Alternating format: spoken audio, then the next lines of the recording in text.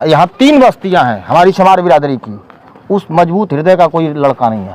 नीरज मेरा परम मित्र था, क्योंकि मेरा घर से निकल के जंगीपुर में ही दिनचर्या मेरी है कि हाँ इस कस्बे में अपने लोगों के साथ उठना बैठना, और हर एक व्यक्ति के बारे में मैं जानता हूँ, मुझे लोग यहाँ जानते हैं, क्योंकि मैं लोकल रहने वाला हूँ। नीरज का जो व्यवहार था व्यक्तिगत रूप से इस क्षेत्र में आप देखे होंगे, आप शुरू से 18 तारीख को यह घटना, जैसे मुझे 5:30 बजे जानकारी मिली, नहीं 18 तारीख को यह घटना है, सुबह के पास, हाँ सुबह को जैसे जानकारी मिलती है, मैं 5:30 पौने 6 बजे लगभग यहाँ आ गया था।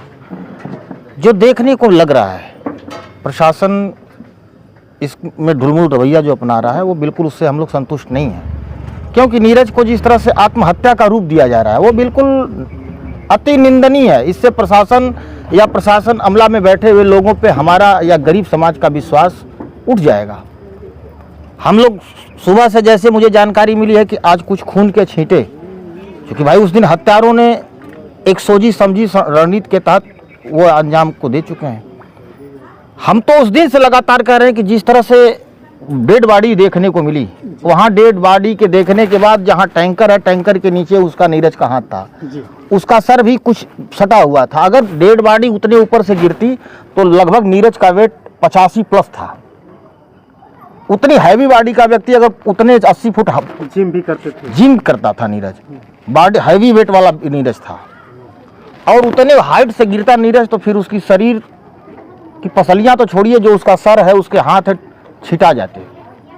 तो यह कहीं न कहीं हमारे दिल से बातें नहीं उतर रही है कि नीरज आत्महत्या करने वाला लड़का था। वो इतना जिगर का मजबूत लड़का था कि हम यहाँ 3 बस्तियां हैं हमारी शमार बिरादरी की, उस मजबूत हृदय का कोई लड़का नहीं है। कहने में मुझे अतिशयोक्ति नहीं है, वो कतई आत्महत्या नहीं कर सकता है, और उसकी हत्या की गई है। और निश्चित मुझे भरोसा है बहुजन समाज पार्टी के एक कार्यकर्ता उस दिन घटना के बाद, बहुजन समाज पार्टी के जिला अध्यक्ष से लेकर के मनोज कुमार विद्रोही, सीताराम भारती, संबंधित 50 कार्यकर्ता हम लोगों ने पूरे अंतिम दाह संस्कार तक खड़े हैं, और आज भी खड़े हैं। हमने आज भी पार्टी के सबसे जो हमारे कोऑर्डिनेटर बड़े यहाँ लोग जो देख रहे हैं, मैंने उनसे लगातार बात किया है। हम कल संगठन के लोगों से लेकर के कप्तान से खुद मिलने के, क्योंकि हम लोग किसी एंगल से इस घटना को छोड़ेंगे नहीं। इसमें प्रशासन के लोगों ने बहुत तत्परता किया है। जब मैं यहाँ आया इस घटना स्थल पे, तो तब तक नीरज की बॉडी जो है एम्बुलेंस में रख दी गई थी। परिवार के या यहाँ के लोगों ने थोड़ा घना कोशिश किया, लेकिन प्रशासन के लोगों ने बलपूर्वक जो है एक तरह से डंडे तो नहीं चलाए, परिवार वालों ने रोकने की कोशिश किए थे कि न्याय हमको दिया जाए, लेकिन प्रशासन के लोगों ने जल्दबाजी किया। कप्तान महोदय बॉडी जाने के 15-20 मिनट बाद कप्तान महोदय मौके पे आए थे। मैं उस समय था। हमें खुद उनके पिताजी के साथ मुझे थाने पे बुलाया गया। तहरीर मैंने अपने हाथों से लिखा है, लेकिन जो आज प्रशासन की स्थिति मुझे समझ में आ रही है, मुझे प्रशासन पे भरोसा उठ चुका है कि नीरज जैसे गरीब, कमजोर, लाचार, बेसहारा बेचारा ऐसे समाज के, ललुआ समाज के लोगों के साथ अगर ये भाजपा की सरकार में इस तरह की बेरहमी होगी तो फिर हम कहाँ न्याय पाएंगे।